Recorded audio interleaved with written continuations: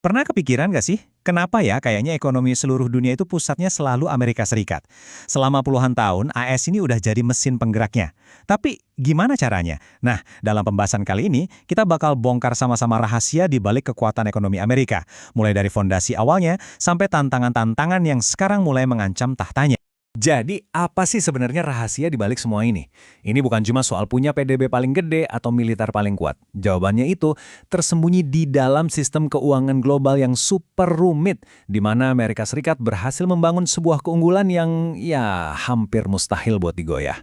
Yuk, kita kupas lapis demi lapis. Oke, ini dia peta jalan kita. Pertama, kita bakal mundur sedikit ke masa lalu buat lihat gimana fondasinya dibangun. Terus, kita identifikasi pilar-pilar utama kekuatannya hari ini, kita juga bakal lihat angka-angkanya biar kebayang segede apa dominasinya. Setelah itu, kita intip sedikit retakan yang mulai muncul, dan kita tutup dengan sebuah konsep yang super menarik dan paradoks, jebakan dolar. Cerita ini semua dimulai dari sebuah revolusi yang bisa dibilang senyap di tahun 70-an dan 80-an. Ini adalah eranya deregulasi finansial. Saat itu, gerbang keuangan dunia seolah-olah dibuka lebar-lebar dan Amerika Serikat pinter banget, mereka memastikan diri jadi yang paling depan buat melangkah masuk, siap menyambut gelombang modal global yang bakal datang. Amerika Serikat itu bisa dibilang pionirnya. Di tahun 1973, mereka ambil langkah yang cukup radikal, menghapus semua pembatasan arus modal. Nah, langkah ini ternyata memicu efek domino. Nggak lama, Inggris, Jepang, dan negara-negara besar Eropa lainnya ikut-ikutan. Akhirnya terjadilah sebuah gelombang global yang meruntuhkan tembok-tembok keuangan antar negara dan mengubah total cara uang bergerak di seluruh dunia. Tapi, kenapa sih mereka semua rame-rame melakukan ini? Simpelnya, ini tuh semacam perlombaan. Setiap negara pengen narik lebih banyak investasi asing, pengen ekonomi nasionalnya ngebut, dan pastinya mau manfaatin teknologi baru. Jadi deregulasi ini ibarat cara mereka bilang ke seluruh dunia, "Hey, kami terbuka untuk bisnis." Ini adalah langkah strategis buat menang persaingan di panggung ekonomi global. Oke, cukup soal sejarah. Sekarang kita lompat ke masa kini dan lihat gimana fondasi yang dibangun puluhan tahun lalu itu berhasil menciptakan dua pilar raksasa yang menopang kekuatan ekonomi Amerika sampai hari ini. Ada dua mesin utama yang bekerja barengan. Nah, ini dia kedua pilar itu, dolar AS dan Wall Street. Bayangin aja keduanya kayak mesin jet kembar di satu pesawat super besar. Dolar itu bahan bakarnya, mata uang yang dipakai hampir di seluruh dunia. Dan Wall Street itu mesinnya, tempat di mana modal global dari mana-mana diinvestasikan dan dikelola. Keduanya ini nggak bisa dipisahkan dan saling menguatkan satu sama lain. Pengaruh dolar itu jauh lebih dalam dari yang kita sadari loh.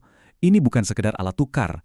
Coba deh, kalau kita dengar harga minyak dunia, harga emas, atau bahkan komoditas kayak kopi, hampir pasti harganya itu disebut dalam dolar AS. Nah, inilah yang ngasih Washington kendali yang luar biasa besar atas denyut nadi perdagangan global. Terus pilar kedua adalah Wall Street. Ini tuh kayak magnet raksasa buat modal dari seluruh dunia. Kenapa? Ya karena disinilah sarangnya perusahaan-perusahaan terbesar di planet ini. Sebut saja Apple, Google, Amazon.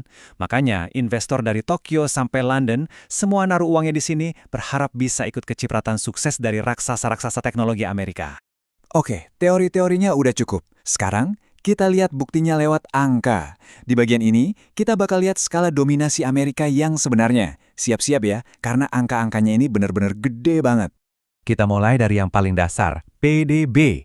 Di tahun 2022, output ekonomi Amerika itu mencapai 25 triliun dolar.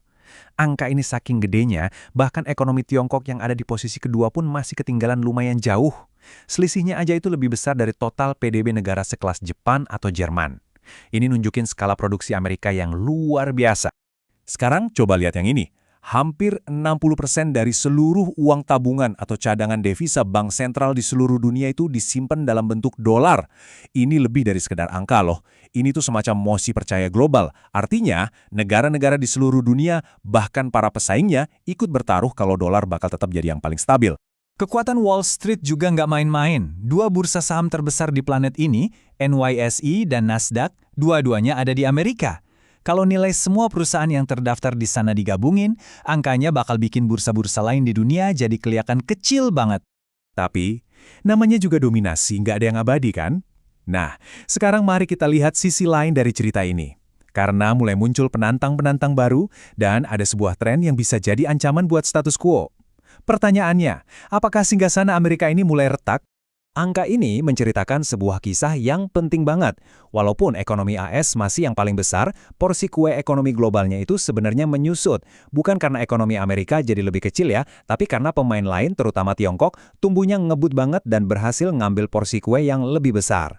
Fenomena ini akhirnya melahirkan sebuah istilah baru yang lagi sering banget dibicarain, de-dolarisasi. Negara-negara kayak yang tergabung di aliansi BRICS mulai secara aktif cari cara gimana caranya biar bisa berdagang tanpa harus pakai dolar. Kenapa? Karena mereka sadar kalau terlalu bergantung sama satu mata uang, artinya nasib ekonomi mereka juga terlalu bergantung pada kebijakan yang dibuat di Washington. Tapi, ternyata melepaskan diri dari dolar itu nggak segampang kedengarannya.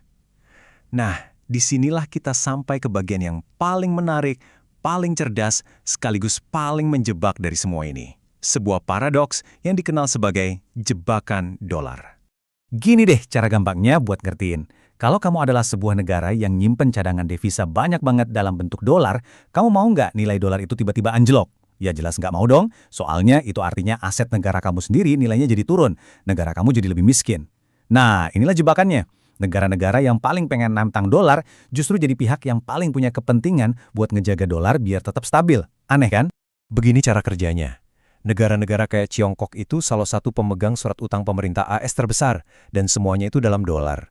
Kalau seandainya mereka tiba-tiba ngejual dolar secara besar-besaran buat jatuhin nilainya, apa yang terjadi? Ya, nilai dolar memang akan jatuh. Tapi, akibatnya nilai simpanan mereka sendiri juga ikut hancur. Mereka jadi rugi besar. Makanya mereka kayak kejebak, terpaksa ikut menopang sistem yang sebenarnya pengen mereka ubah. Kutipan ini benar-benar ngerangkum kejeniusan sistem ini. Karena semua utang Amerika itu dalam mata uangnya sendiri, yaitu dolar. Kalau nilai dolar turun, secara teknis utang mereka jadi lebih enteng buat dibayar. Buat Amerika, ini ibarat dapat rezeki nomplok. Tapi buat seluruh dunia yang megang dolar, itu adalah kerugian besar. Sebuah keuntungan yang sangat-sangat nggak seimbang. Jadi, kita kembali ke pertanyaan awal. Tiongkok jelas adalah penantang utamanya. Tapi dengan adanya jebakan dolar yang seolah-olah mengikat tangan para pesaingnya, merebut tahta ekonomi dunia itu bukan tugas yang gampang. Pertanyaannya sekarang bukan lagi apakah ada penantang, tapi kapan dan bagaimana caranya mereka bisa lolos dari jebakan ini. Dan jawabannya, ya, cuma waktu yang bisa membuktikan. Dan itu akan menentukan arah ekonomi dunia di abad ke-21 ini.